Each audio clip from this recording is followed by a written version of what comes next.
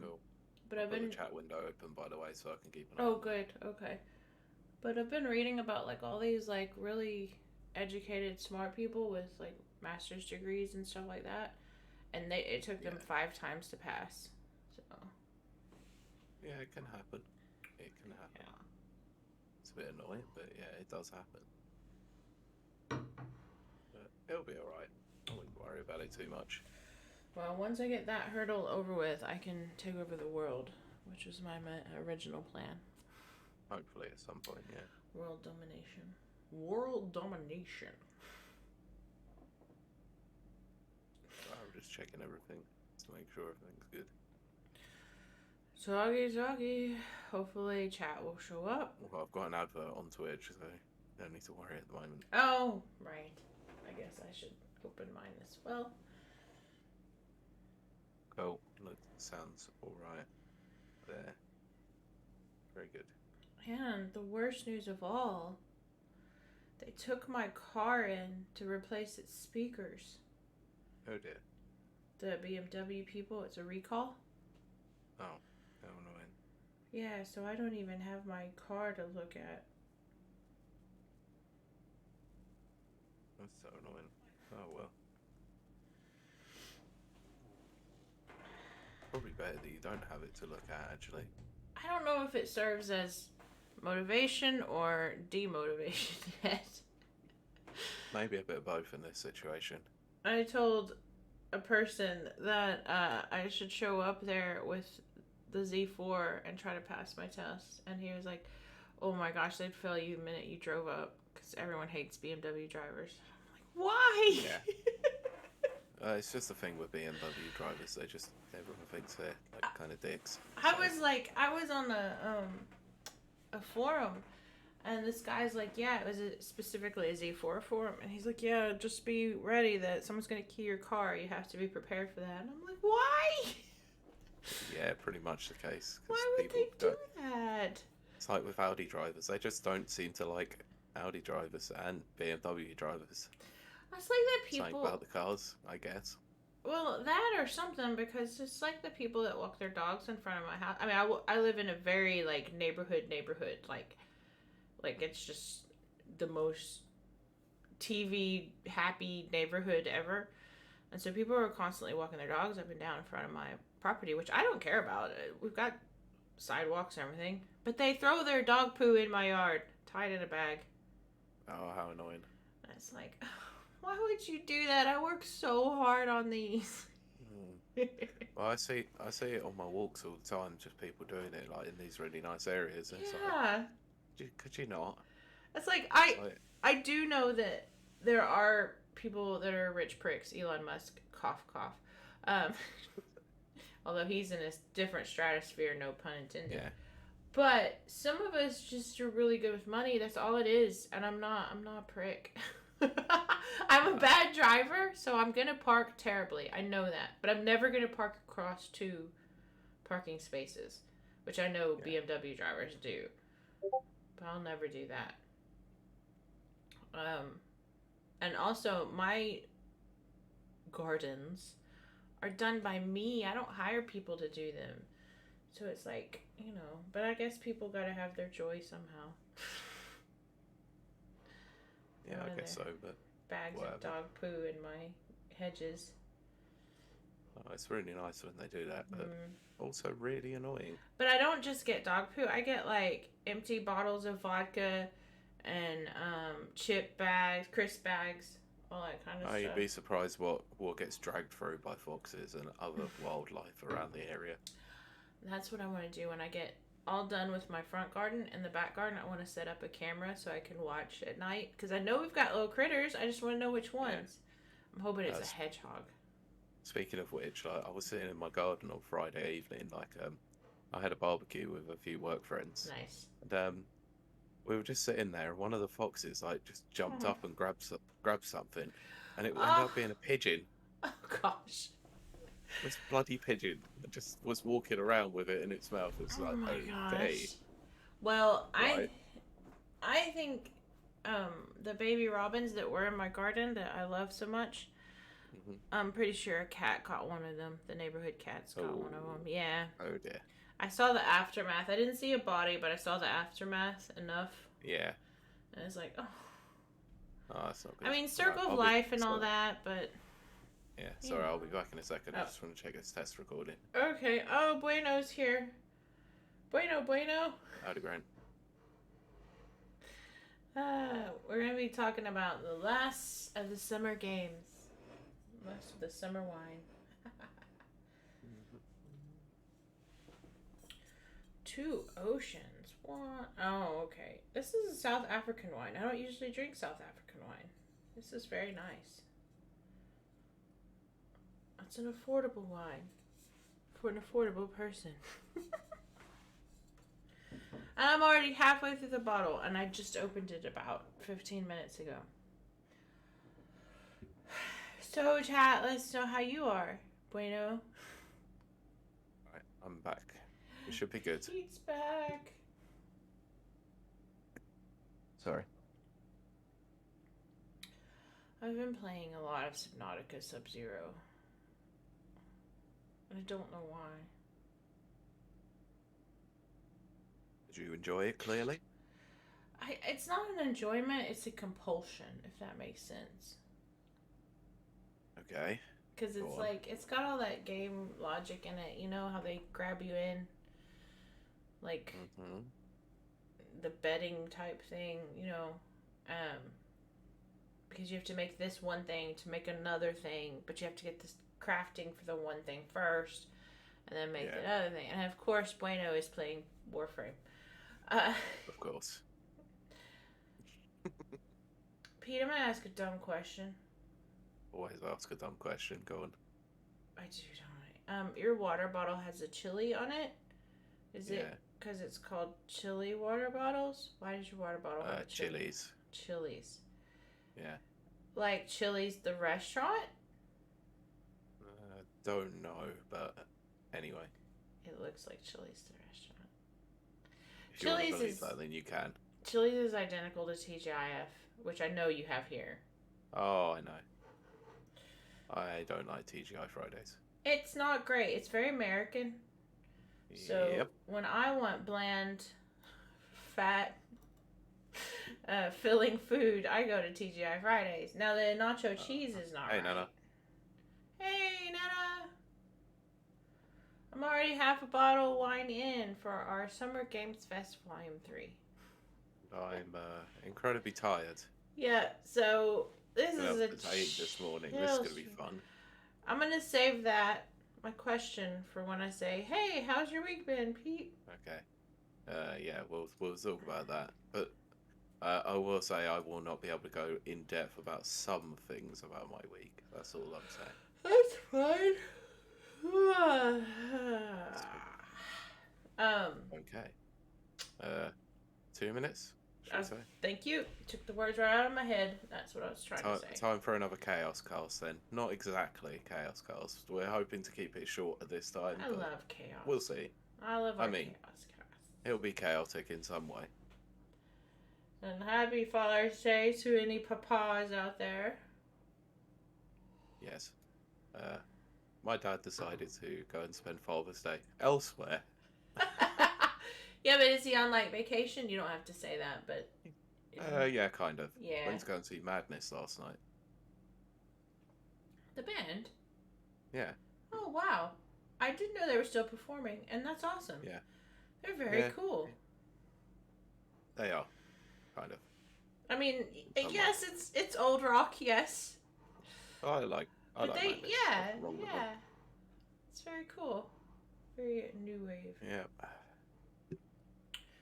Can you tell us if the levels are coming through alright, chat? Yeah, let us know. Lettuce. Because it sounds alright to me on my test recording, but I just need to check. Lettuce is like a salad. Oh, for God's sakes. It's going to be one of those kinds of shows, just so you know. Absolutely going to be one of those shows.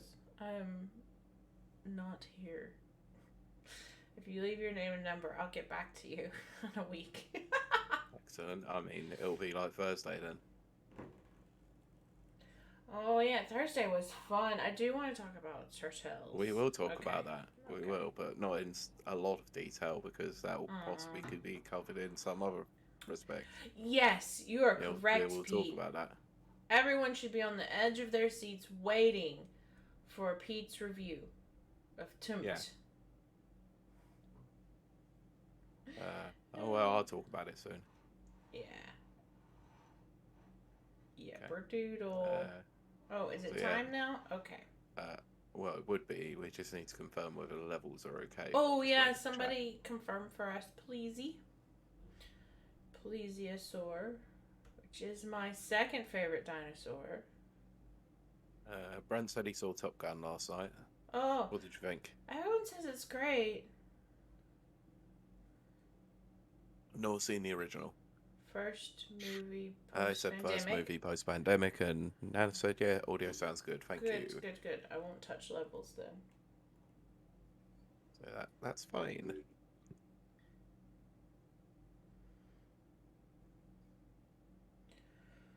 I've been listening to George Ezra like crazy. It's all stuck in my head. It's not even my type of music. Thank you, Brent. Yeah, so we're good. So let me just cue the recording. Right, so let's start the show in. Wait. 120. What episode? 126. Okay. 126. Okay. Should say it on your stream. It doesn't because I don't have it pulled up. Oh. Okay. 3, 2. Welcome to episode 126 of Rapid Reviews Radio Podcast. I am your co-host, Kiley Wilde, and I'm joined by my ever-present co-host, Pete Beckett. And we are doing our third and final installment of the Summer's Game Fest review, which we know you're all excited about. It is actually, the best time of the year if you're a gamer. It's just been weird with the lack of E3 presence. But we will. It used to be called Gamer Christmas, but it doesn't feel like Christmas this time around, does it? It feels like grown-up Christmas, which I don't like. No, it feels like pandemic Christmas. Oh again. Gosh, it's even worse. Pandemic adult Christmas. Like 2020 Christmas, where we all had to sit on bloody Zoom calls. That was so terrible. Depressing. I hated that. Which, we won't get into it, but I still hated it. But Pete... kind of sums up my feelings about the showcases, I guess, but we'll get into that. There you go. But Pete, as always, I like to check in with my random guest and co-host and see how their week's been. So Pete, how has your week been? Chaotic. My favorite word in the English language, but go ahead. Explain. Some stuff happened. I'm not going to go into too much detail that affects quite a lot personally, so right, okay. Yes, I remember. Yeah, that sort of happened in the beginning of the week, or the middle of the week, sorry, and just sort of spiraled out of control after that. Yeah. But Friday I had a few mates over for a barbecue, which was really nice, and they were work friends, so that was pretty cool. That's very cool. Yeah, Saturday just did nothing, and obviously podcasting today, but yeah. The bright spot on the whole thing was been Shredder's Revenge, let's say. So Teenage Mutant Ninja Turtles, Shredder's Revenge. So we can talk about that if you want for a little bit. Yeah, we played that on Thursday together. But Pete also played on his own because he's reviewing it. And do you want to tell say the thing you said to me after we finished playing it, if you can remember what it was? This could be a great game, but its online connectivity is crap. Yeah, pretty much. I was going to say, was that it? I was sort of going along the lines of, was something along the lines of, I know now why you complain about bad netcode when it finally comes up. I'm telling you people, I kid you freaking not. The potential for this game. First of all, if you grew up in the age that Pete and I did, which is, we're 90s kids, but we're kind of, got a little tiny toe in the 80s, so we saw a lot of the cartoons from that, stuff. And so Turtles was huge. Like, it was definitely huge in America.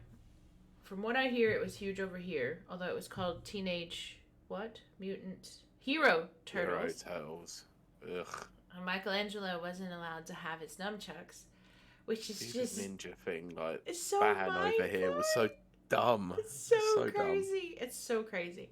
But it was huge in America. Like, and again, when I was a kid, cartoons weren't gendered. I don't know where that whole thing has come from. So all the girls and all the boys loved the Turtles as much as they loved My Little Pony and DuckTales. It was all, So, not that that would have stopped me, but Turtles was my absolute favorite. I remember, like, sitting in school wanting to get on that bus and get home as soon as I could so I could watch DuckTales and then Turtles. And as soon as you start up Shredder's Revenge, it plays the old song. Now, it's a new cover, but it's the old intro song. And, like, boom, immediately, I was, like, back at, 8 years old, sitting in front of my mom's tiny little TV after school. Like, dying to watch the Turtles. It just, like, it was such a nostalgia hit. But then Pete and I started to play. Boom, boom, boom. And, okay, at first it was enjoyable. It was, like, literally, it's almost as if they threw all of the Turtles games from Nintendo and Super Nintendo into a blender. And came out with this, like, perfect mix. Like, everything interacted the way you expected it to, because it's very, very reminiscent. Mostly, I would say its biggest influence, Pete, you correct me if I'm wrong, which is the Turtles Manhattan Project or something like that.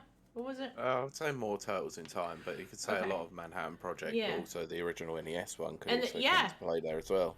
Yeah, because it had, like, the map with the Turtlemobile going, like the original one.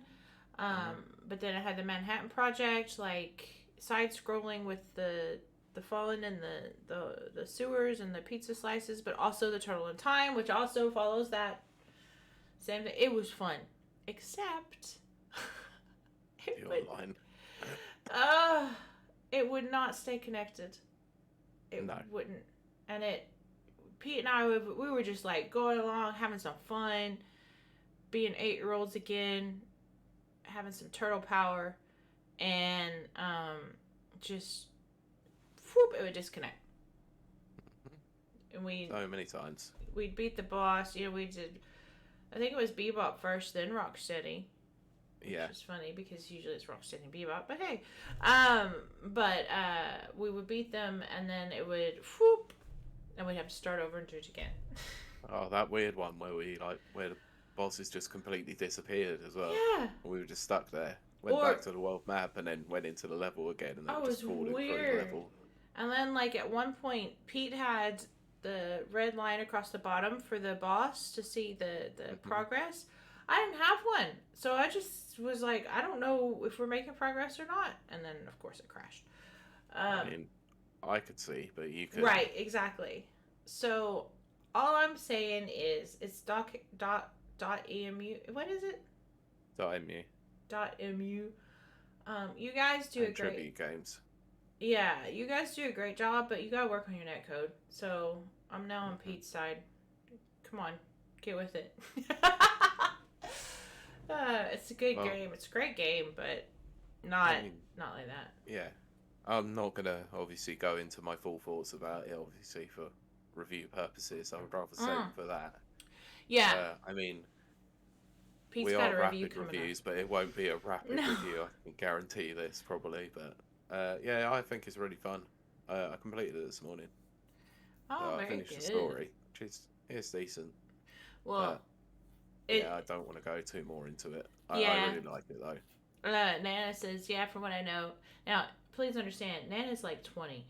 From what I know, TMNT was real big till around the mid 2000s. Yeah, they did some like reimaginings and stuff.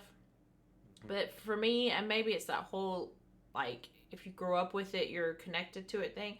None of the remakes and redos ever hit home like the original for me. Nah, never quite. Yeah. Never quite did it for most people over here. Right. Okay, that wouldn't surprise me at all. And obviously, I couldn't get through the first movie by what's his face, Explodey Man. Why am I blank?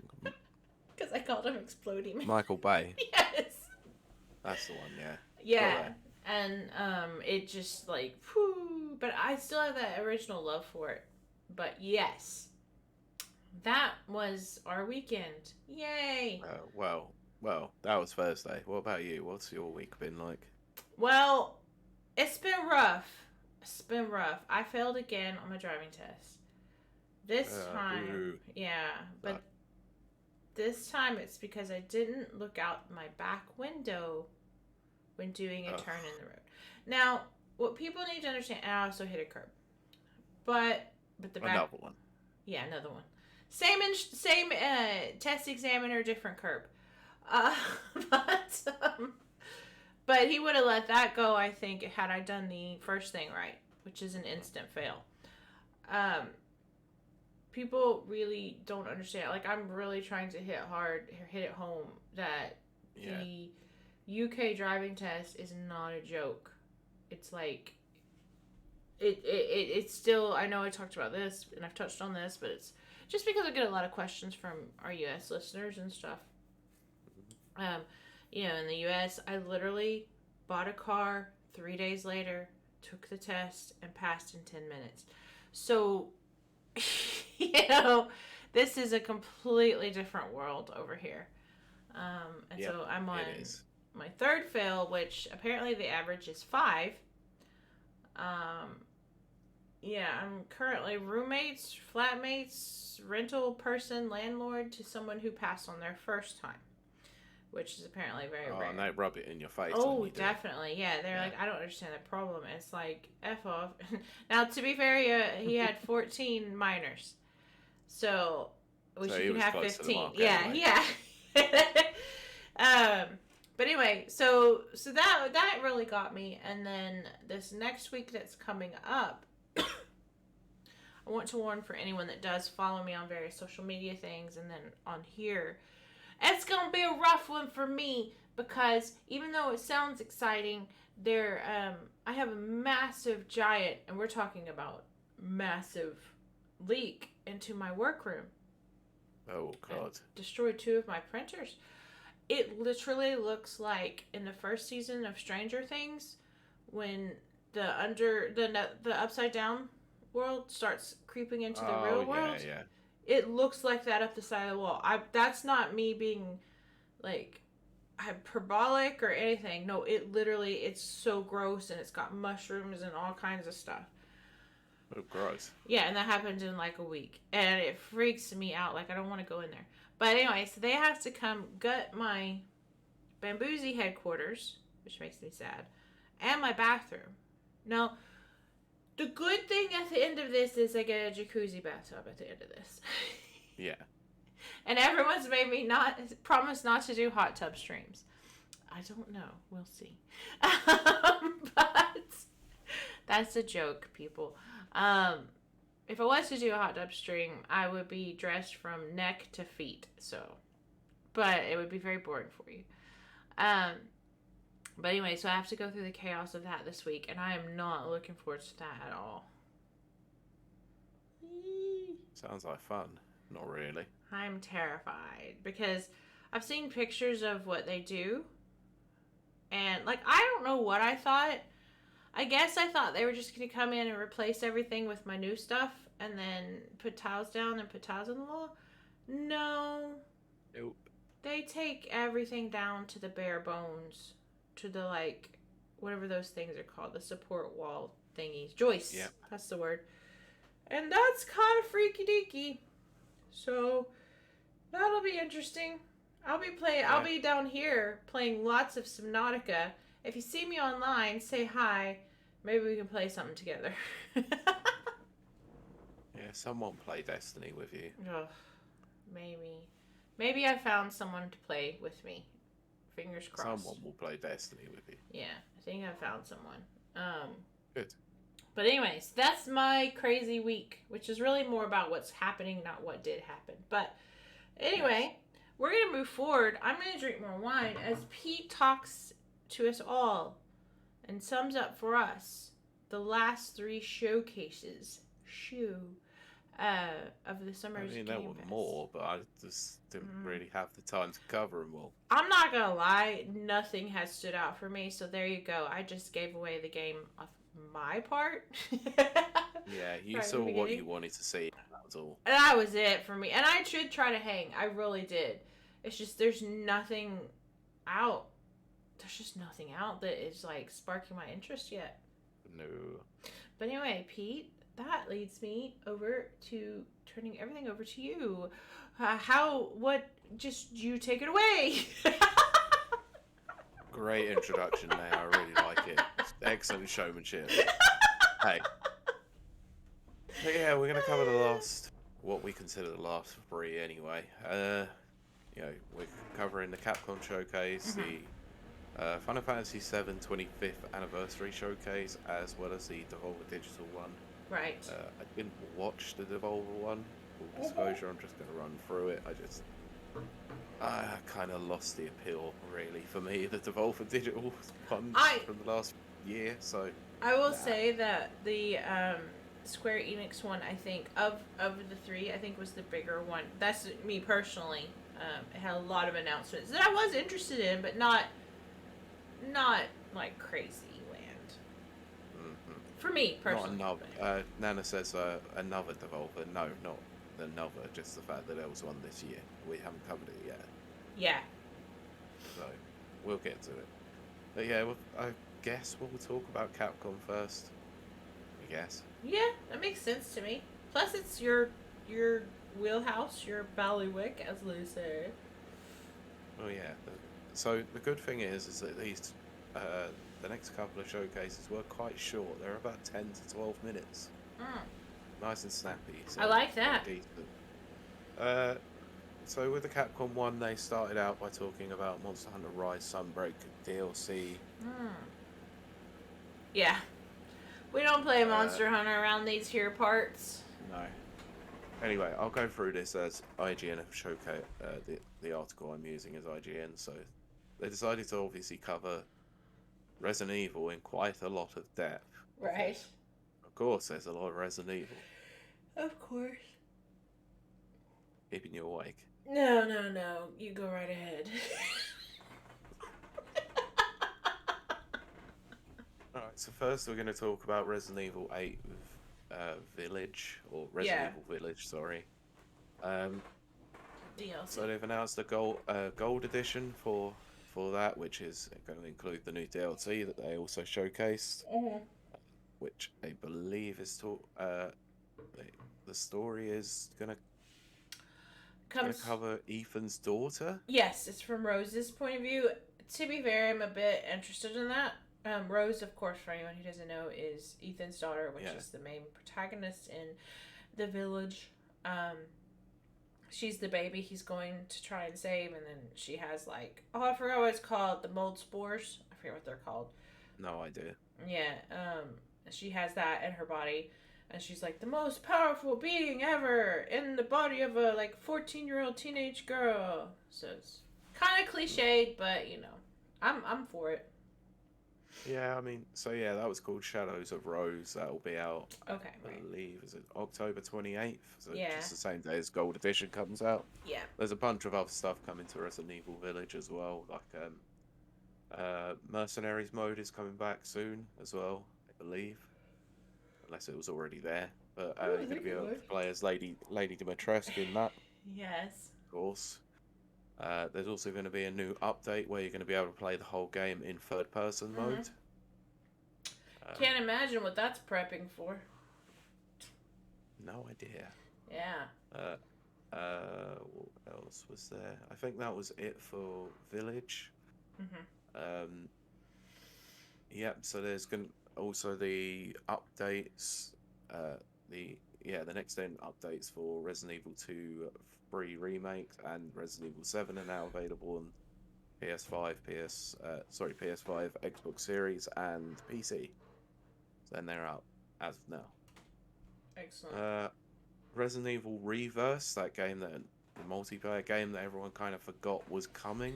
I totally Uh, did. yep, that's officially launching at the same day on October 28th, and I think, will be a part of whoever got it as part of like a premium edition of like Oh, right, right, Resident Evil right. 3 Resident Evil Mm-hmm. 3 remake or Resident Evil Village. Not sure, can't remember. I think it was the Resident Evil remake, if I remember Yeah. correctly.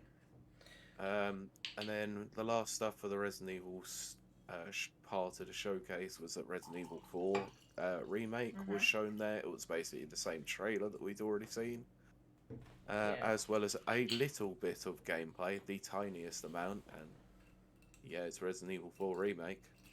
Yeah, that's the truest statement ever, Pete. It's very accurate. It is the Resident 4, Resident Evil 4 remake. Yeah, you see Leon walking for Yeah, a few steps, and that's it. that's Cool, it. brilliant. Yeah, I do think that people are gonna like it. Resident Evil 4 for me. Now again, this is just me. Its biggest hangup was it was a product of its time. So the tank controls and the camera and all of that for me were very hampering. So I'm very looking forward to this. Oh, I'll play it. Yeah. I'll made my opinions very much heard on the Yeah. first edition of these series of podcasts. Obviously, that I much prefer the You original. do, yes. Yes. So I really like it. I think it still holds up. I think people should play it. But Yeah. I'm looking forward to it to a certain degree to obviously see what they do with it. It'd be Right. great to see. Hey. Might as well gloss over the Street Fighter 6 stuff because there was basically just a trailer shown there, which was the Guile trailer, and basically saying there's not going to be much. They're going to be silent for a little Well, bit now, just to work on development. can we talk about one thing? Uh, One thing go on. about Street Fighter 6. There's a huge debate. It actually started, and you might have seen this on Twitter, and it actually started with April O'Neil from the Turtles. It was dumb and it was stupid, but it led into a Chun-Li discussion. And about the graphic style of the new Street Fighter 6. Everyone knows I've gone on record in other podcasts for being very pro boob, we shall say. And which is actually what I am is I don't think that the sexuality of women should be hidden. You know, we're very sexual beings and we should maintain that. They were talking about how Chun-Li has been desexualized and everything. And I'm sorry. I think Chun-Li looks probably the best she has looked in decades. I love the original design. Don't get me wrong. I love the cute anime manga face and all that kind of stuff. But this latest Street Fighter 6, I think she looks amazing. I think they've done a wonderful job and they should have all the credit in the world for what they've done. Yeah, I think the problem is that most people are just seeing this from the trailers. Mm-hmm. You need to remember that this is going to change over time. Like things might improve. Oh, definitely. I wasn't the biggest fan of her look when I first saw it, but now I've been watching a lot of gameplay videos. Like it looks absolutely great in motion. Yeah, like I agree with you there, Pete. When I very first saw like just a still image, I was like, oh, my alarms went up and like, oh, they're taking away all of her femininity and all of her sexualness and stuff. Yeah. And then I saw the gameplay. I was like, no, they're not. They're actually enhancing it, but in a very like mature, grown up way. If that makes sense. I agree. And I really like it. I just really like the redesigns of the new characters that are going to come and see what too. They are like in motion as well. Yeah, I do too. I have to admit being put off at first, but after seeing them in motion, no, I get it. Guile looks great. Yeah. It just, I do. I like it. I do. But yeah, I think the next time we'll see something maybe at Evo in August, beginning of August. That makes sense, yeah. Possibly see something there. Nana did say that they have classicals they can use, so we'll be fine. Yeah, so, there you go. No worries there. One of the bigger things that they showed at this showcase is actually Exo Primal gameplay. Right, okay. Exactly. Waiting for the moment where you go, what game was that? I was like, I have not heard of Exo in a very, very long time. So Exo Primal is new to me. Exo Primal was a game that was shown that was sort of baited, possibly Dino Crisis, but wasn't Dino Right? Crisis. Like yeah, I'm aware of Exo. Yeah. Um, It's coming out next year, but there's going to be a closed network test before its all right. launch. How did it look? Because I would love to. Rough. Oh, okay. I would love. Uh, There's two games I would love to have a modern adaptation of, which is Dino Crisis and Turok. I just yeah. give me some tiny games. Yeah, so it's not the kind of game that you think it is as well, which is weird. Right. Okay. So, uh, the reason why I say I think it looks rough because frame rate wise it looks pretty Oh, rough. right. It looks quite early to be honest. So Right. I think it was the sort of thing they had to sort of show something, but yeah, it just didn't quite do it for me. So this is a PvPvE game. So two squads of 5 are going to go into an area, and I think the target is to take down dinosaurs. Yeah. And then a mega dinosaur will end up coming into play at one point, and then your squads will end up coming against each other to see who can take down if I have friends, the big enemy. If I had friends, Sort of, that sounds fun. yeah, the sort of. So imagine futuristic Monster Hunter with dinosaurs. Yeah. That's all. Yeah.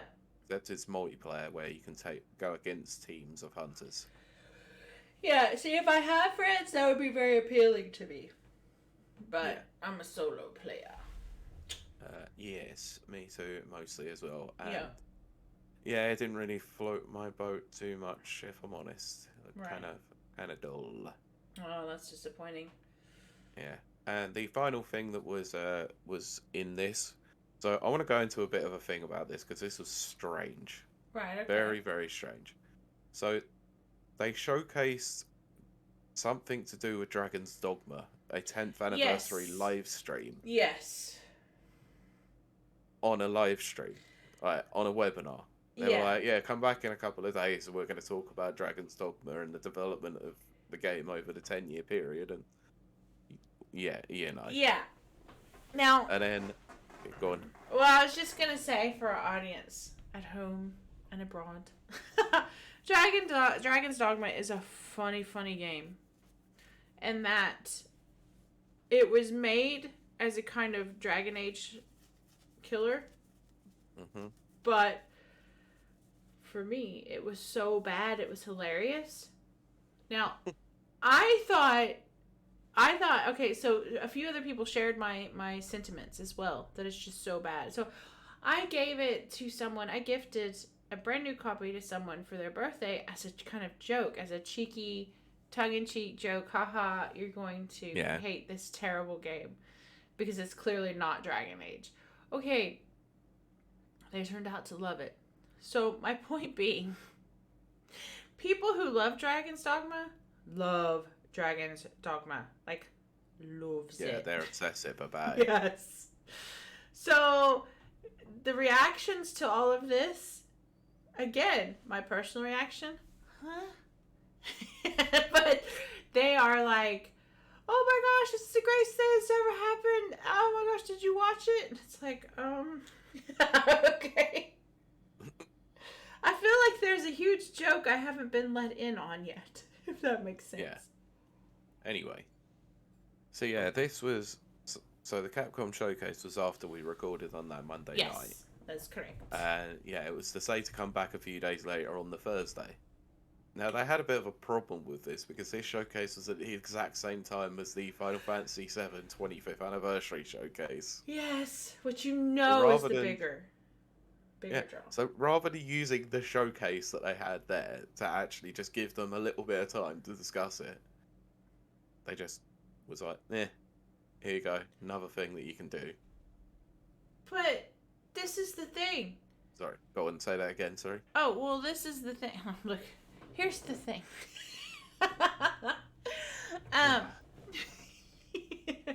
No, the crazy bit about that is, like, to you and me, Pete, that's insane. Because... Yeah, it's weird. yeah, it's weird. It's insane. Obviously, Final Fantasy's the bigger of the two. But I'm not kidding when I say the Dragon's Dogma people that I follow and are friends with in real life absolutely flipping nuts over this. It's the greatest thing Hmm. since Slice Split. Oh, they really knocked it out of the park on this one. I was like, Oh yeah, but the showcase itself I didn't watch. Obviously, I'm not into Dragon's well, Dogma. But hey ho, apparently it's the best thing that ever happened. So, whatever. But yeah, they left it until the very end, obviously, to mhm. reveal that they're doing Dragon's Dogma too. Yes, Cool. which sent. Should have done it in the live stream. Yeah, I mean, And yeah, for to be fair, Dragon's Dogma is very niche. I do understand that. that's what Nana has said in Yeah. chat, and but it's so funny to me. Like, I can't get over the idea that this game that I think is now. Nana also mentioned Deadly Premonitions. Now I love Deadly Premonitions. It's so bad. It's intentionally bad. Yeah. The guy that made it is known for that kind of stuff. But Dragon's Dogma was serious, and they really. Okay, I'm getting the giggles again. Go watch funny videos of Dragon's Dogma if you don't believe me. Anyway, it was meant to be a serious competitor to Dragon Age. There's nothing serious about it. It's. I mean, I'm not disparaging anyone because the people that love it really do love it. I'm just sitting here going, what? But you know what? When it comes down to it, at the end of the day, the fans are happy. And that to me, that's everything. That is everything. When you make your fan base happy, and they are really happy. Like I said, I I have mutual friends and I have online friends, and they are all sharing the same sentiment of this was the greatest thing that has ever happened. So, you know what? They pulled it off. They did what they were supposed to do, and that's awesome and should be applauded. I agree. Yeah. So yeah, that basically sums up the whole Capcom showcase. It was okay. Yeah, I get that It was impression. by the numbers, I guess. It was just Yeah. all right. Yeah. Anyway, yeah, we'll move on to the Final Fantasy VII 25th anniversary Oh, showcase goodness. Here because we go. this wasn't just a showcase to go, yes, 25th anniversary. Whee. No, they actually announced some stuff, which was They pretty kind of cool. I was saying they announced quite a bit. To be fair, if you're a Final Fantasy fan, oh wow, that's difficult to say. Hmm. If you're F cubed, you probably enjoyed this because it was like you were feasting that night. Oh yeah, there was. I mean, it was a 10, 12-minute showcase. I can't remember how long it was, but yeah, it was It was, stuff full. yeah, There was a lot of stuff. lot. So first of all, they revealed that the Final Fantasy VII Remake Integrate is coming to Steam on the 17th. So yeah, Yeah. it's already out now. Oh right, today is that day. Today is the 19th. Yeah. They also revealed that it's compatible with Steam Deck, so very That's good. awesome. Pete, did you know it's been 1 year since we did our E3 show? Yes. It's been exactly 1 year. That's amazing. Yes. Go watch that Hmm. show too, people. It was really fun. Anyway, Nana Yeah. was on it. Yes, yes, he was. Aww. Aw, now I'm all nostalgia-y. Anyway, go ahead, Yeah. Peter. Next up, they talked about Final Fantasy First Soldier, I think it's called, Yes. which is a mobile game. Yep. There's like a new update for it, and not really that interested, to be honest.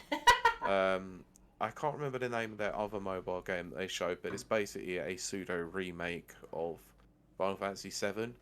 Right. But it also includes all the other games as well. So it will also include like Dirge Cerberus, Uh, yeah. playable versions of Advent Okay, Children's that's events, it. and all this, and Crisis Core. Crisis But Core, that was it. I couldn't that's think. but yeah, Ah. that's coming at the into beta at the end of this year, I believe. Yeah, I'm actually looking Might forward to that. Yeah, it looks alright. I might pick that up actually. It might be Mhm. quite decent. Didn't want to be reminded that Dirge Cerberus was even a But thing, see, but I like Dirge's Cerberus. It's the first time I ever knew you could do a full game that wasn't a sequel and wasn't a DLC, Hmm. which is what Okay, so yeah, uh, go on. well, that's what Fallout New Vegas is, and it was very confusing when it came out because it also was not a sequel, but not DLC. But you know what I'm saying. So it was a new era. Yeah. Yeah, I guess so, but I think at this point I was sort of bored of a lot of the Final Fantasy VII like side lore stuff. I was like, all right, it's coming thick and fast, and like slow down. Yeah. Just nah, I'm cool. Right. Surge of Cerberus probably just came at the wrong time. I may have to go back and play it again, but Mm. Well, it is uh, very lore heavy. That's the whole thing. So I mean, yeah, it depends on your level of if you like lore or not. And obviously back then, oh my gosh, me and Final Fantasy yeah, VII lore. I had this beautiful copy of the Final Fantasy VII walkthrough. yeah, I was like obsessed with the lore because this was back before. See, you people don't know. This is back before Wikipedia and GameFAQs and all of that stuff. You had to go buy strategy guides if you wanted any kind of like lore or anything. And then they also wrote novels. So even on like Myst, if you have any recollection of that game, Myst put out fictional books, novels based on their world, and they were the coolest thing ever. They were like leather bound with these live edge pieces and of manuscript. Oh, they were so cool. Anyway, that all happened before wikis and stuff like that. It was a beautiful time to be alive. yeah. It was kind of a cool time, but Mm-hmm. yeah. Do not miss strategy guides, if I'm honest. I think strategy guides were awesome, but like, yeah, I don't miss the days of having to go and buy one to get through a Oh, game. they were always so expensive. Yeah, So expensive. But they did have full color artwork. It was the plastic coated yeah, they were fantastic pages. for that Yeah, reason. like they were great. But yeah, Pete's not wrong. They were very expensive. And then they started doing like special editions and hardback bound copies. And it's like, why would you have a Started getting hardback too bound? much. Yeah, it went too far. So thank goodness Yeah. wikis did come along. Anyway, this one was a bit of a surprise. Mhm. Crisis Core is getting a remaster. Mhm. People Remaster? Remake? Who the hell knows at this point? I don't know. people went nuts. Now, firsthand person knowledge. I don't know how to say that. But I have a person, a intern that works for me. Very little nowadays, uh, and they were very thrilled that Crisis Core was getting a remake, but were very, very disappointed in the voice acting for Zack. Which I say that Ooh, for yeah, our okay. audience. Yeah, yeah. So apparently I that is something that is shared among the fans of that. Now, yeah. again, I like Crisis Core just for the lore. None of that rhymes. But I'm not so attached to it that the voice actor was disappointing. You know, I mean, his voice could have been lower, but you know. But they're But now still it's excited. clarified. He said it's a remaster according to Square. I've played it. It's pretty decent. Can't wait to see the remaster. Fair enough. Yeah, I mean it's cool. Again, it's if you like the lore of the Final Fantasy VII world, you know. Yeah. I haven't played it because I didn't own a PSP at the time, so this might be a chance Mm. to give it a try. I did see my mate playing it, so Ah, the good old yeah, that's times. coming to PS5, Series X, PC, well, Series Oh, console, sorry, PC I and just Switch. I have to address what Nana just said. Nana was so happy sitting Gactus back as Genesis. Lol. I forgot until you just mentioned it. I was so happy to hear that. For people who don't know, okay, so Gact was like the first, like you hear about K-pop now. Gact was the J-pop. See, when I was a teenager, it was J-pop that was popular. Well, I say popular. Us outcast, us different people, we were into J-pop.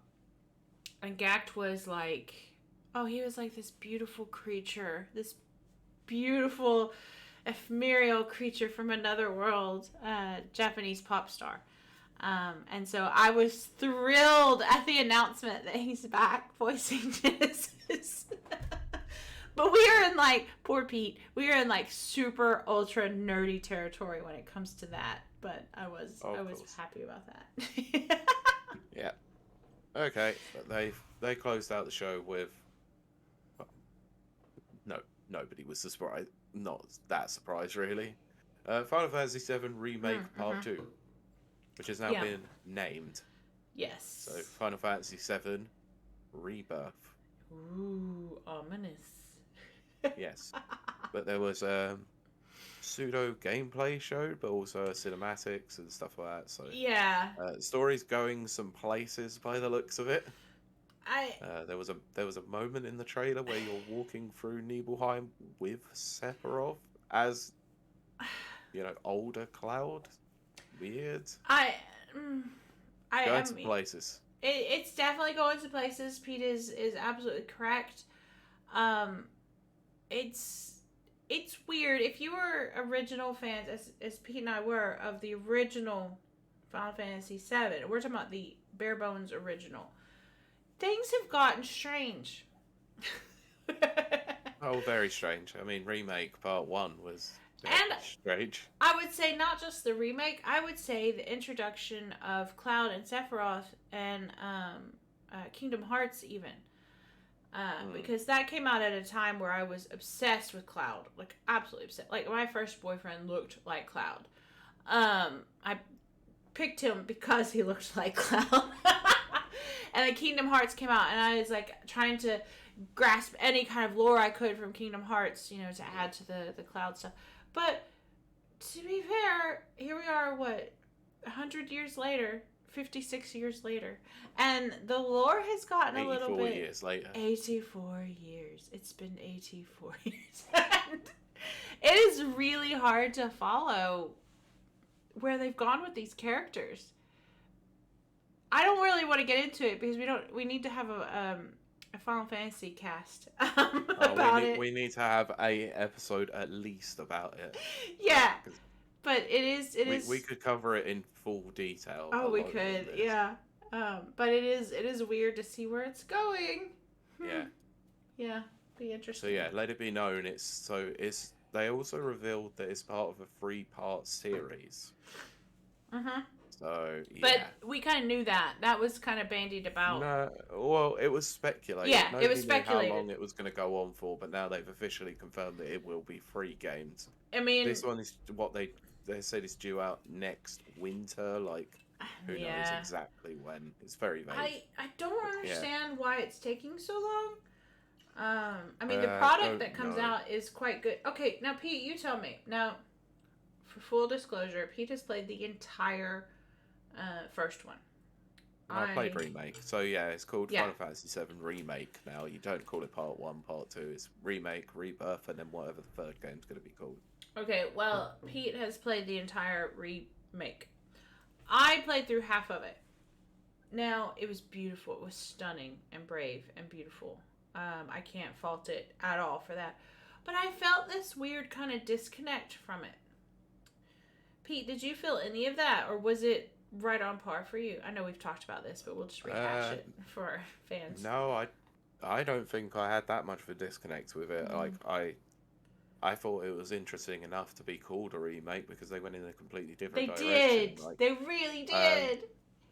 Remake is a bit of a bait and switch, unfortunately, because it's not like true one-to-one remaking, but they were, I quite like some of the directions they went with.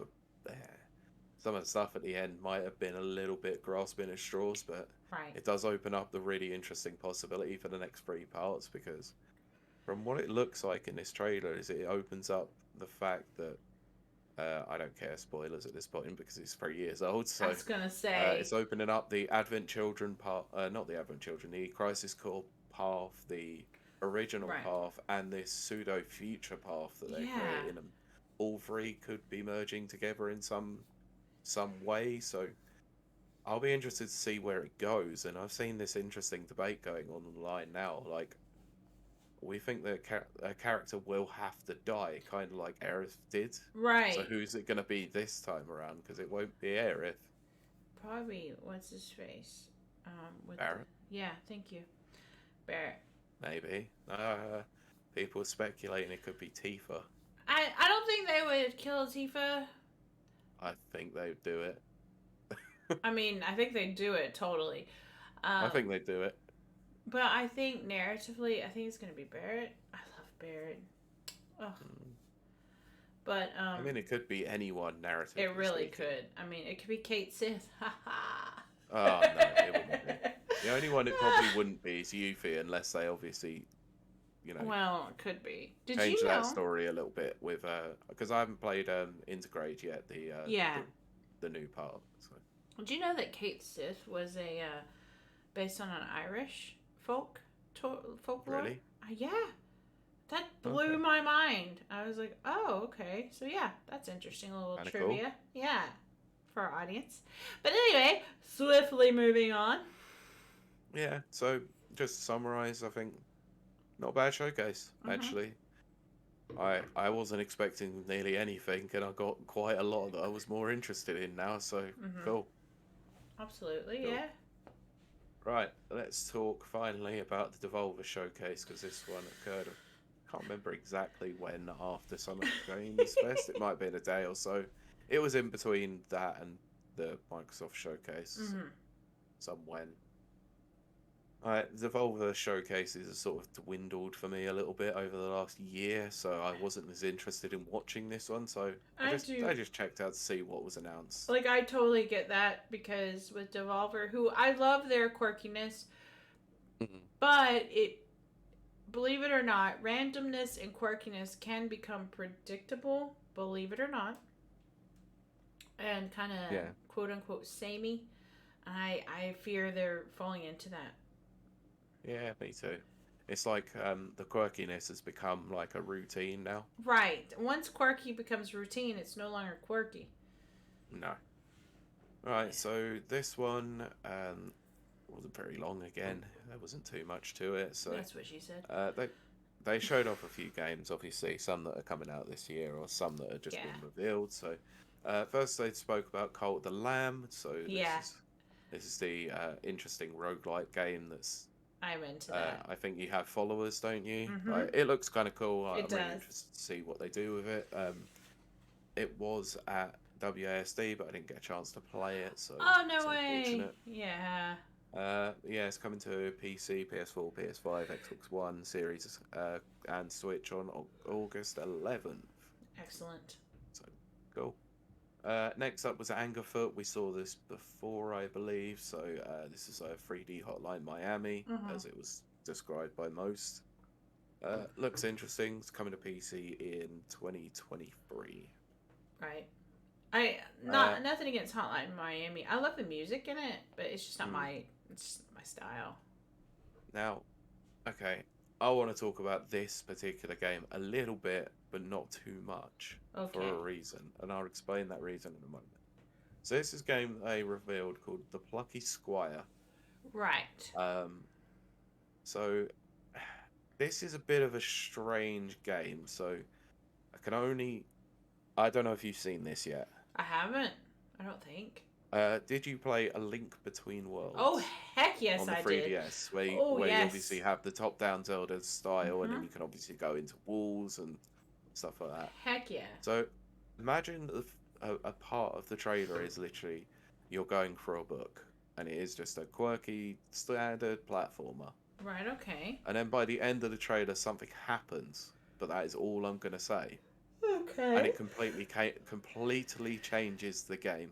Ooh. Now you have me So intrigued. this is the reason why I don't want to describe it, because it is so interesting and so unexpected that you should see it for yourself. Oh, now there you go, audience. There's a teaser for you.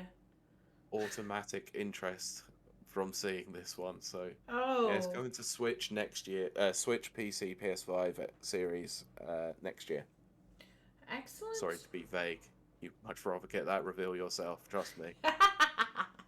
Well, there you go. Uh, okay. Next up, they had a game called Skate Story, which is basically just like a Tony Hawk game, It just a is. Yeah. Saw skateboarding that. game. But Because I got uh, excited and was hoping it was about actual skates.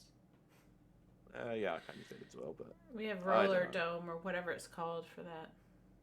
Rollerdrome. Rollerdrome. I'm That never looks gonna cool though. remember that. It looks Don't very hate on it. cool. Oh no, it does. It does. Yeah. Yeah, so now you know why I got excited about it, because it actually does look interesting, right? Yeah, for sure. And that was it. That was literally it. That's okay, Pete. Let's talk about this. Talk about what in particular? Well, do you think with the devolved, haha, uh, Devolver or Devolved? yeah, E3, are we getting company's best, or are they feeling the I don't have to put out my absolute best because it's not E3? Hmm. I see what you mean. Yeah. Uh, it's tough to say really, It. because Mm-hmm. I think this year has been a lot It, better than last, because yeah, the pandemic and Capcom's stuff. last year was absolutely appalling. It I think was. Square Enix was also absolutely appalling as Yeah. well. Devolver's was pretty good as per usual. I and Summer Games Fest this year was probably just as bad as last year's. So, I mean, I suppose this year, like, the only good thing that they did was sort of pseudo in-person event stuff as well. Right. So we didn't get to go there, but a few people did, and yeah, having been able to play certain games probably helped with that experience. I know there's been a lot of footage from Street Fighter 6 coming out because of it, so that helps. Well, But I I don't gotta know. say, well, I have to say, because E3 is supposedly, at this point in time, returning next year into in person events, as Yeah, is Jeff has said he's trying to get Summer Games Fest as in person. I have to admit, now I'm not asocial completely, which means, like you don't like people and stuff like that. But a yeah, lot of people can be overwhelming for me. But a lot of people congregated in one space. But having said that, there's something about game reveals that have an audience with them that makes it feel like you're part of something, even if you're watching it on, on the tubes and the intertubes. Um, do you feel that way as well, Pete? sorry, say that again. Do you feel like more excitement when there's an audience in the reveal trailers as opposed to how we're getting it Oh, now? well, how it used to be, like Yeah. at E3, where you'd have the press conferences in person. Yeah, and people would cheer and go crazy and stuff. I'm not sure. Um, I do think having a presence there in person definitely does help, and I think that's what E3 are talking about doing, Mm-hmm. like They are next next year. year. Obviously, they're Yeah. having like a digital and in-person presence, as well Mm-hmm. as uh, Jeff Shealy's like Game Fest, like, or Yes. Game Mess, or whatever you want to bloody call it. Right? It's, either way, it's either is apt. Um, I'm not going to say that E3 is fantastic, because E3 has been dwindling a lot over the last few It years has, anyway, and yeah. my interest within it has been fading for a long time. But I'm just I'm not sure these are necessary anymore.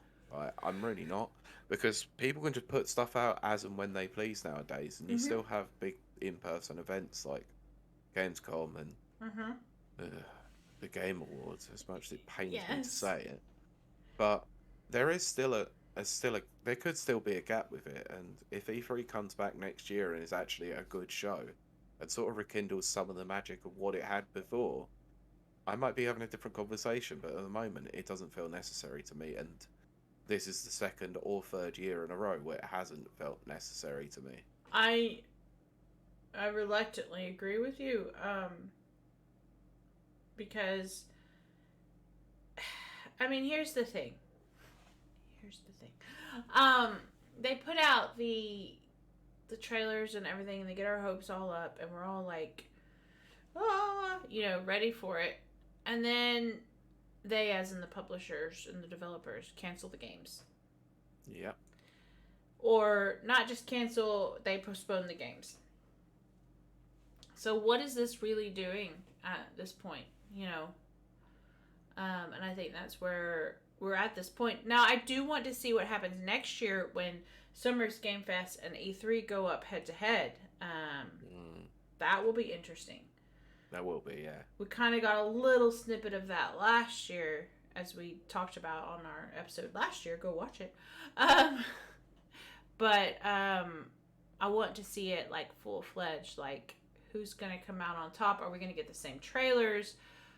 Is there anything new? Is there any advantage to any of this? Because, as I said, we keep going back to, yeah, we're getting all these cool reveal trailers. I mean, holy crap, last year, seeing Starfield's teaser trailer, I was all hyped and everything. And then Todd Howard comes out a few months ago and says, oh, 11/11, that's the day. And then has now come out and said, it's not happening this year, you know? Yep. And it's like, what was was there a point? Did something get accomplished through all that? And I don't think it did. It's like the Fable teaser. I'm just going to call it Fable because I think they're doing a reboot. It's a reboot, I believe. Yeah, so that Fable teaser trailer of just eating, like the frog eating the fairy, it's like, okay, that was a year ago. It feels like 2 years ago. Nothing since. Like, nothing since. What was the point? You know? Yeah, I mean, that's where I will give props to Microsoft this year, obviously, if we're talking in whole about the whole of this period that we've covered 3 episodes on now. Yeah. Microsoft did it a lot better with actually showing gameplay, showing stuff that's coming out in the next 12 months. It was a lot more focused in that respect, and it definitely was something that recaptured a lot more of the magic of the older E3s, because that's exactly what the old trade show used to be. If you like, and I know people forget that, is that, and people like me and you will remember that because we're old. Do you remember back in the 90s? That's what they were called trade shows. They were called trade shows, and they had booth girls. And they had all the Booth boring babes. financial stuff and all that. Oh my gosh! And Sony was the worst for it. Like hours of boring finance. It's like, what? But somewhere in the middle of that, they managed to have a little bit of the financial stuff, just as obviously, like, just it was a dick waving contest between all three of the big three. It was just like, look how many we're selling and all that. It was fine, but like, and then they obviously moved on to showing games and trailers and new hardware and all that sort of stuff. Oh, it got so exciting. Since then, they sort of forgotten where they were, and this Microsoft presentation was a lot more focused, being in the digital age, and that was the better thing about it. I think a lot more of these presentations this year were more focused. It was a bit better in that respect. It's just you didn't have a Sony presence quite like you did with Microsoft, because Sony's was like 30, 40 minutes. Nintendo still haven't been there with Direct, so no, it's it's a bit strange. It's weird. I will say this as we kind of wrap it up. Microsoft Bethesda had a more presentation feel. It was more refined. It was more excitement. Now, I mean, I know, like, I still stand by my C+. I know you gave it a B+, and then Kieran gave it, like, I don't know, AAA or whatever, because he's a fanboy. Yeah. But... more so than you. Yeah, apparently. Well, he was wearing a Microsoft shirt, so that's true. I'll need to I'm going to make my own when my thing gets refixed. With blackjack and hookers. But what I was thinking was that, okay, of everything I've watched this year, of course, Microsoft still is number one for me, because I am a fangirl. But I also feel that their presentation was the best, whereas Sony's, although I think, Pete, you said it was the best Sony showcase there's been. Oh, it's the best state of play that I've had in a very long time, I think. I still didn't feel like it was good. But I still didn't feel like it was like gamer Christmas, you know? Does that make sense? No. Yeah. There was no 10-minute showcase, like, showing off their next big game.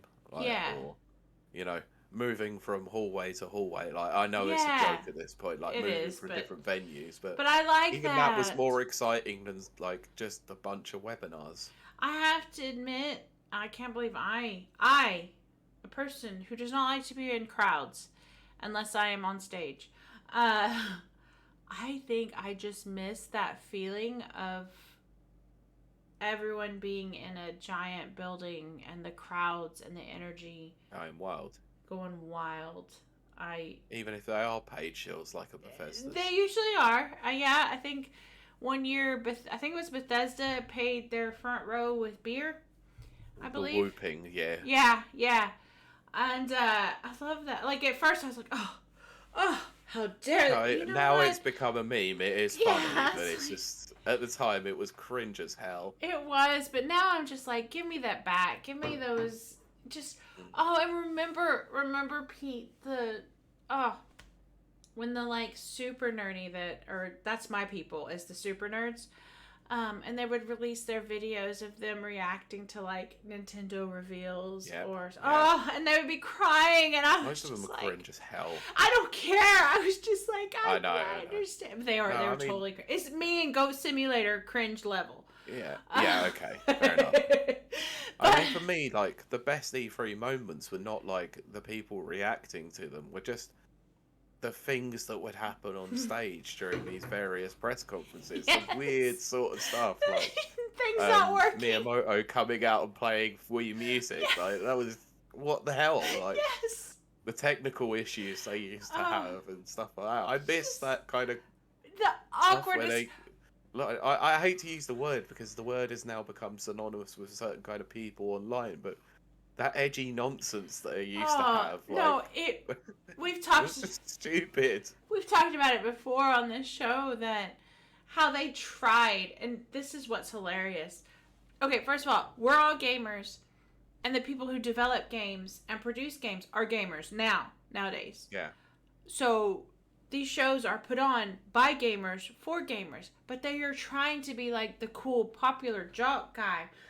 So for a while there, it was super like edgy, like gaming's not nerdy, we're like so cool, and it was going back and looking at that stuff, it is so cringeworthy, but like the good cringe. It's like, dude, you were never cool. You were never edgy. That E3 when Nintendo was like all puppets was just hilarious. My gosh! Such a bad idea, but it's so good to watch again because it's Reggie so bad. as a puppet is amazing. It's just absolutely amazing. Did you ever see that video? I did not see this until recently of Reggie and Jeff Kiley. They're together, like doing a Nintendo reveal. Ooh. And yeah, I think I might have seen. Yeah, Reggie just like, I don't think he likes Jeff too much. No, probably not. Or he just bullies him. I don't know. Maybe he just likes to bully him. Probably a bit of both. It's quite funny and it's very wholesome. It's not bad, but it is funny. But I miss all of that. Like, I do. I miss the super nerdy stuff. I do. Me too. Yeah, that's our tribe. I think that's what the ESA people. and E3 need to do again. Is they need the quirky stuff back again. And absolutely. They need to make an impact again, not make it a corporatized show. Actually, make it for the gamers again. Exactly. We don't need it refined. Because that's exactly what Devolver were doing. They were just taking the piss out of the industry, and like, now that even that's become formulaic. Yeah, and that's the thing. Like, we don't need it refined. We don't need it perfection. We don't need it. No, we just need gamers for gamers, that's it. That just sounds like a personal ad. Gamer for gamer. But I mean it, like, honestly. Just be gamers, develop a show for gamers, and we will flip and love it. We will eat it up. Yeah, I look forward to the return. And maybe one day I'll get to go. Plus, I heard that the Chicken Tendos are really good at E3. Cool. Well, Nana said whilst we were talking about Sony, he said Sony, I think, just want to have that July showcase, like they want to have the month to themselves. Yeah, I think that's probably true. But yeah, that's the thing. That's another thing that is actually a good point with E3 particularly, and I hope that the Summer Games Fest kind of continues this, is that everyone had a slot that was dedicated to them. Remember when they released the E3 schedule? And that was always hype because then you could see who was going when. Exactly. And and it was like, oh, Sony only has 2 hours, but Microsoft has three. Ooh, there's like It some was it drama was never like that. It was happening. always the other way round. It was like actually Microsoft had an hour and a half and Sony had two. It was always this like drama in the background. It was very, The very annoying cool. thing for me for Sony was like I was more interested in Sony's than Microsoft's at the time. And Sony's was always late at night. It was like 2 a.m. I was Always. like, Yep. good God. Yep. Just give me the show at a decent time. Never failed. Sony was always at the early morning hours. But I'd have to stay off Twitter that morning just before I could watch everything. And I was trying to do that before work. It was never a good idea. it's weird because like as we're talking about this, I remember the things about E3 specifically that I didn't like, but I'm so nostalgic for that world again. I'd be happy for it. I want the Xbox Connect to totally mess up on stage. I want all of that again. Yeah, I want to see that weird Peter Molyneux game again, I'd like Whatever to that just see. was. I'd like to just see Peter Molyneux again.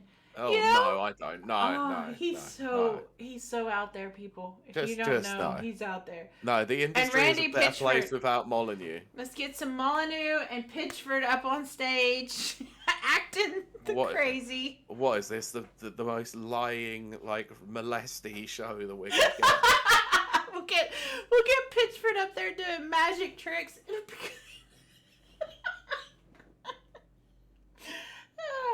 No, it's Pitchford just being a sexual predator. Oh god. And Molyneux just lying about what he thinks. Yeah.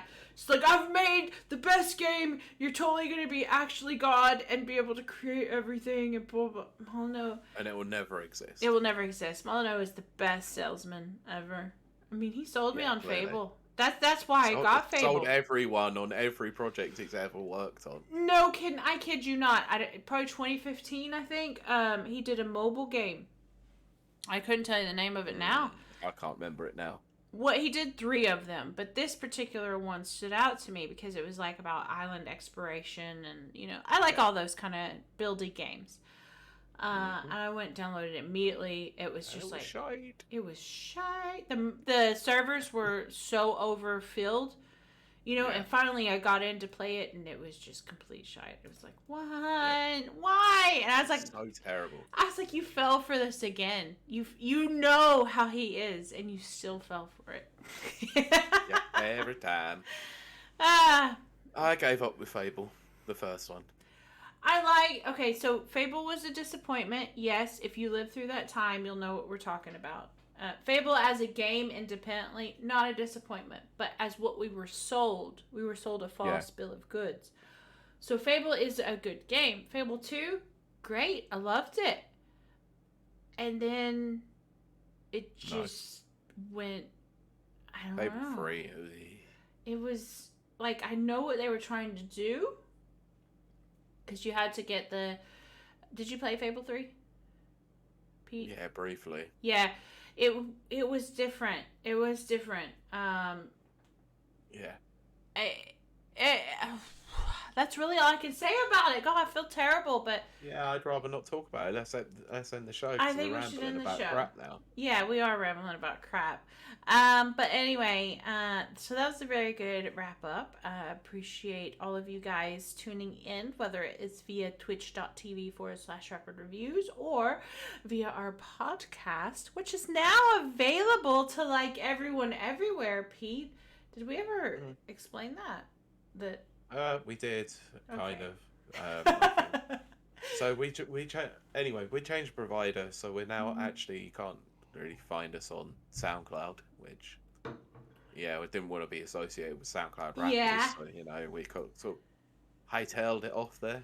We're now upgraded. actually we're now basically on what's called Anchor, so I think it's anchor.fm and /rapid reviews radio, like I think it is anyway, but if not, then just search that on Google. We had a glow up. But yeah, it should be available via a redirect in all the same places anyway, so you should still be able to find the newest episodes there. They just may take a day longer to come through on your preferred podcast player because of a redirect being silly, but I don't know.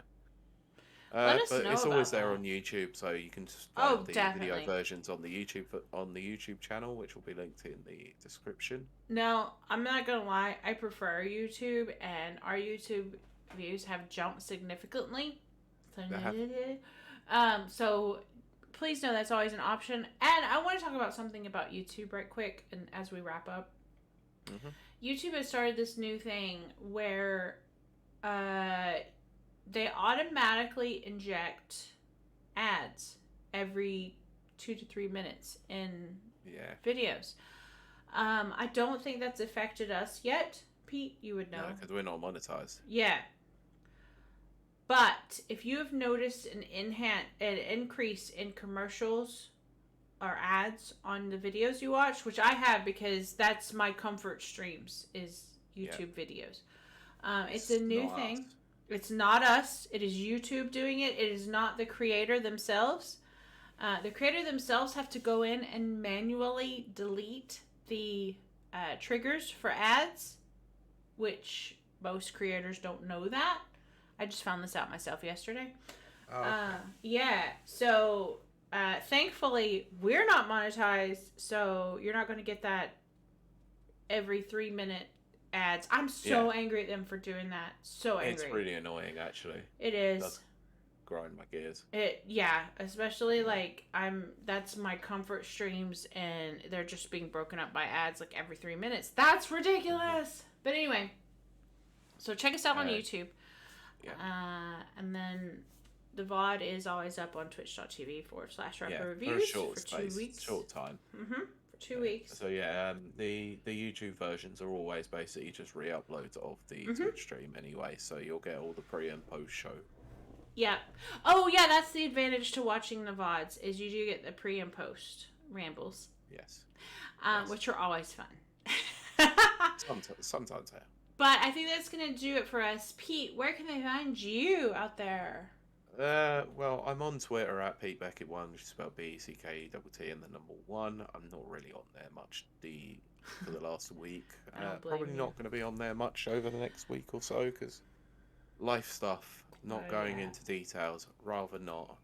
Mm-hmm. But yeah, so I might be on there tweeting about video games and other stuff. I believe there's going to be a new episode of the Never Watchers coming soon-ish, but can't update Yeah.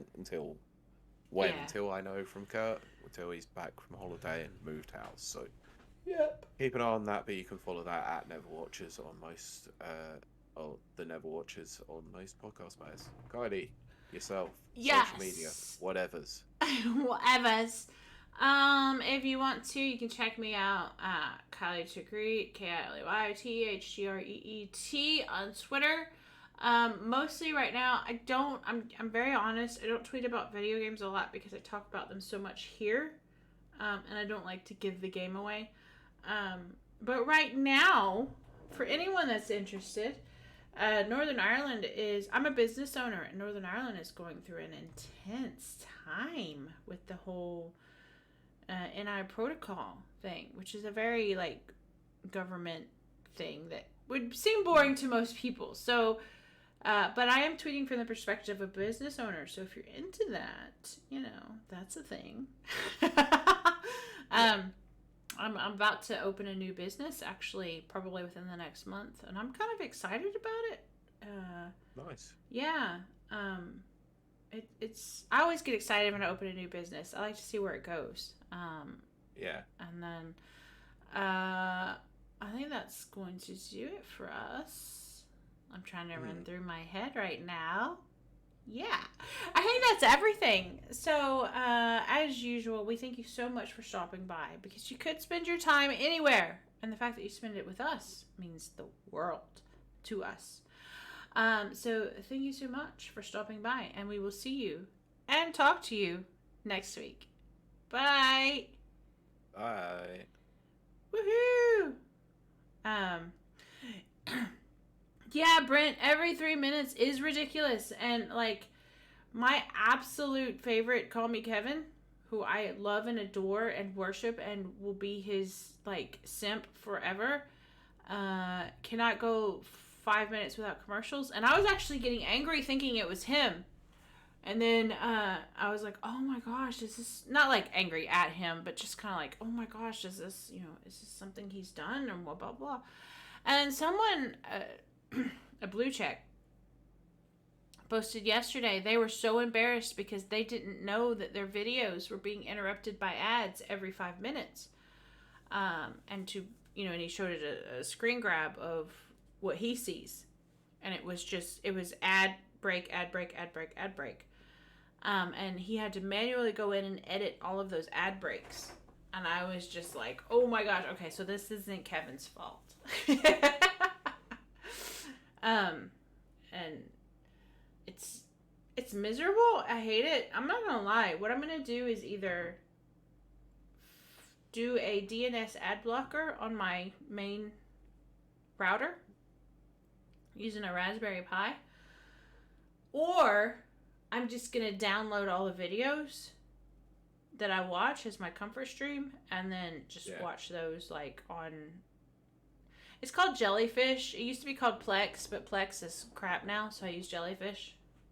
Yeah. And I can just stream them to my projector and just fall asleep to them. Stuff like that. It sucks. It sucks because, like, I have all these streaming services. I don't want to add, £14 a month for YouTube streaming. Yeah, I'm not doing that. Absolutely not. No, I'd have to let go something else, and I'm not quite there yet. I mean, to be fair, none of them are £14. YouTube's the only one that's that much. It's stupid, really. It's very stupid. I mean, Netflix is expensive, to be fair, if you choose the highest, level. I think I pay like 10 or 11 quid, somewhere around there. It'll be $10.99. Yeah, I think that's the most I pay for a streaming service. I'm not paying 14 for YouTube. I just refuse. Yeah, absolutely not. Because, and then I read, no, I might be wrong, because again, I don't have the YouTube streaming, but I read that even the YouTube streaming service, you still have to watch ads. It's just you watch 1 or 2 in the beginning. Oh, what, with YouTube Premium? Yeah. No, it's ad-free. Completely? Yeah. Okay, well, that's not as bad, but I read they said, oh, I still have to watch ads, and I was like, nope, not for me. When you have premium, it's fine, but when you stop having it, your ad rate is ridiculously more. It's so stupid. Someone was saying that they're trying to be Twitch, but they're not. It's not the same kind of platform. Like, Twitch pisses me off. Like, this morning when I was watching our last week's episode. Yeah. To just kind of go through it and see. Right off the bat, 4 ads. 4. Ugh. The first ad was 30 seconds. Really? Yeah. And then the second ad was like 15 seconds. And then the last 2 were like 5 or 10. But the point being that was 4. And I just I'm ready to just ditch everything. I'll just make up stories in my mind.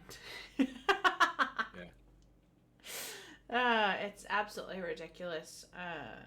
The level we're at. I mean, the whole thing was the whole streaming deal was that we would get to watch stuff without commercials. That's why we paid for streaming. Exactly. I remember even being back in the US and Texas, and I first got Netflix. I got Netflix strictly because I could stream South Park without commercials. And then they took South Park off Netflix. But I watched and Futurama. Yeah, it was South Park and Futurama. That's pretty much all I watched on Netflix 10 years ago. Yeah, Futurama is now on Disney Plus. Yeah. Anyway, so. It's weird how we've gotten to. Yeah. And so people ask, why do you still sail the 7 seas? It's purely because of ads. I would love to support things, but not if I have to watch ads constantly. An ad is not a problem. Yeah. Like, I will support Kevin till the day I die, and if I have to watch an ad or maybe even 2 ads for an hour stream, yeah, I'm totally into that. But I watched a 15-minute stream the other day, and it had 3 separate ad breaks Bad. for a 15-minute That's so stream. annoying. That's worse than American television. Yeah, it just makes no sense to me at all. Mm-mm. And of course, they're getting like record profits and stuff like that. So, Yep. why they're doing this, I don't understand. Yeah, I don't understand either, but that's people for you. All right. Oh, did you hear that Paramount Plus is finally coming over here? I saw that, yeah. Next few days. Yeah. It gives me more of an excuse to not watch Halo. I was gonna say, I've already watched Halo. I don't give a crap. It's like the old days when I'd watch Game of Thrones before they arrived here. Yeah. Yeah, basically how everyone I know watched it. Heck yeah, you had to, because here's the thing. If you didn't go sail the 7 seas for Game of Thrones, you were going to be spoiled. Like, it was everywhere. Yep. Not just Twitter. It was in just mainstream media. And it was like... But, oh, also, did y'all see that there's a new Game of Thrones coming out with Jon Snow? Who cares? It looks like crap. I care. I'm gonna give it a chance just because my heart was so broken that last season. Crap. I know. But I'm gonna give it a chance. And then if not, then too bad. That's kinda like with Halo. I gave it a chance. And Yeah, well, I'm sorry, but I love Obi-Wan. So okay. that's what I have to say about that. Okay. But you know, here's the thing. In Revenge of the Sith, I said this last episode, I believe, or 2 episodes ago, I don't remember, but the dialogue was terrible. I mean, he literally said, "I hate sand. It's coarse and gets in everywhere." Oh, I know. So, I'm aware of that particular line. I think everyone's aware of that line. So, for me, Obi-Wan is a glow up comparatively. And, Yes. yes. But, Pete, what you think? We should end it? Can do if you want. Yeah, because I Yeah, kind of yeah. have to pee. I drink an entire bottle of wine. Yeah, I kind of have to as well. Okay. We thank y'all so much. Easiest decision made. Yeah, pee rules all. Yes, it does.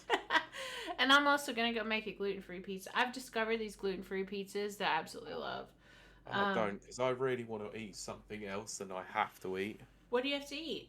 So, I had a barbecue on Friday, Right. and I bought enough food basically to cover like the people that were there. Hell yeah. That's Like, what you more do. than enough, That's let's what say. you do. Yeah, absolutely. But one of the people that was there is now going back into doing kickboxing, and recently just had their medical after coming off a year's ban, and they couldn't eat anything. Wait. So there was extra. Okay, first of all, So I mean... he was banned for a year for reasons I'm not going to go into.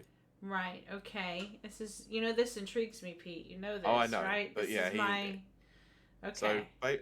basically, the long and short of it, he was banned for a year because he was going through some mental health problems. He was supposed to be happens. training some people, and then essentially went a bit too ham on them that they never turned back up at the dojo. I had a discussion about this exact scenario yesterday with someone. This exact scenario. This is why I'm not a coach at the moment. I will be. Yeah. I'm just not right now. Anyway, so yeah, he had his medical because his year ban is out, Right?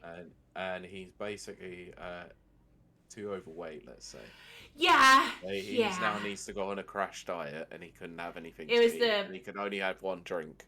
Oh gosh, was it the barbecue He sauce was pissed that off. was? He was yeah. really pissed off. Because. Yeah. Anyway, that's very interesting. I actually find that intriguing. Yeah. But there was a lot of food. So I'm sure there for the was. last few days, I've literally just been eating leftovers. Nothing but leftovers. Today is some burgers. Oh, nice. For Saturday morning and Sunday morning, it's been a sausage sandwich. Oh goodness. And last night was barbecue pork belly, and that was it. Nothing else. Just a bit of potato salad with it. that It's works nice, for but, me. you know. Well, because I have to eat so weird because of my Yeah. own training. That actually sounds amazing. Yeah, I took a picture. Oh, I love it, but it's just like I want to eat something else. You know. No, I do get that. But I took a picture of what I bought myself the other day in the grocery store, which Yeah. I'll probably post later. And it's like, when I'm not in training, I eat like a first year college student. Brilliant. I mean, it's all gluten free and sugar free, but that doesn't matter because it's not calorie free. But I eat like pizza, ice cream, hamburgers. That's it. But when I'm in training, I'm like very, very focused and blah, blah, blah. But I'm not in training right now. And so, so I'm going to go tear some gluten free pizza up. But anyway, I've also drank a bottle of wine, so I've got to pee. Thank Brilliant. you for joining us.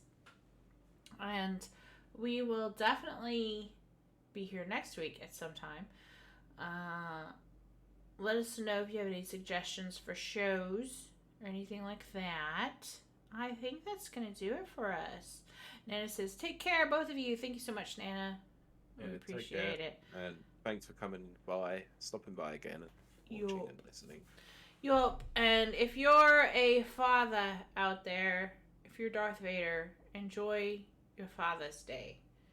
And that's all I got to say about that. We will talk to you next week. Bye. Bye-bye.